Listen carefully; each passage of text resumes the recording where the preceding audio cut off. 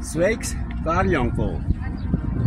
Tu tik tiešām esi bijis viens reāls tautas prezidents. Kā es to zinu? Es tajā laikā vēl nebiju dzimis. Bet man vecāki stāstīja, ka tu tik tiešām rūpējies par tautu. Un ne jau tāpēc, ka ir tīri viens tāds vēsturisks moments, ka manas mātes vecākai māsai tu pie dauderiem iedevu 5 latu monētu. Paldies tev par to, bet par ko tas bija, es nezinu. Cepur nost.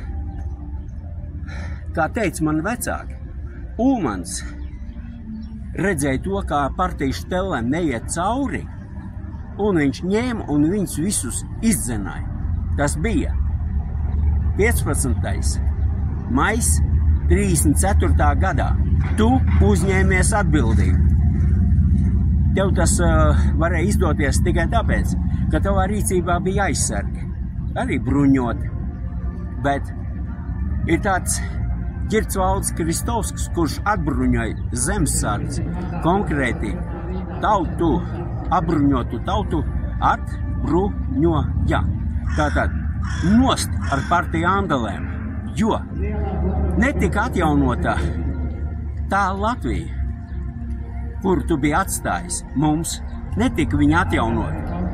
Kaut te ir pāris tādi momenti, kur ir 22. gada vēlēšana likums, kur ir 36. gada soda likums, kur tas viss ir.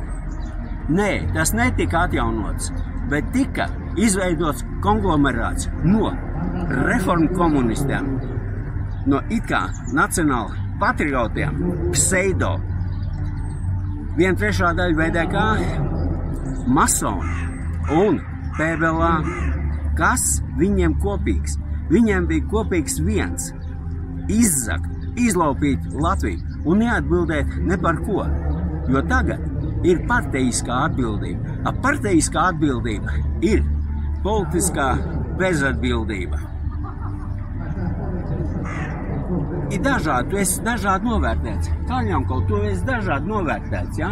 Kas tev piešķir kaut kāds tur homoseksuāls variants, kāds tev tur piešķir sakars ar angļu speci dienestiem, bet man tas ir dziļi pie vienas vietās, jo tu atstāji Latvijas tautai tonnām zelta Anglijas bankās. Kur zelts palicies?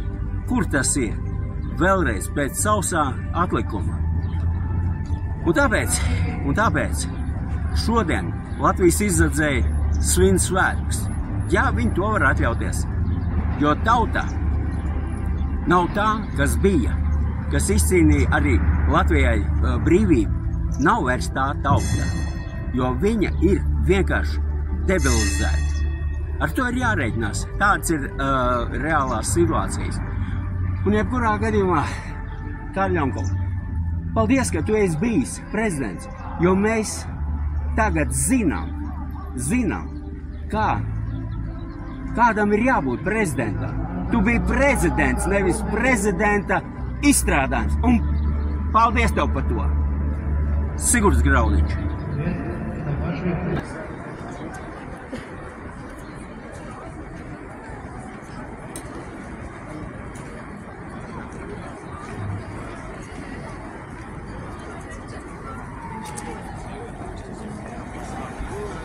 Yeah.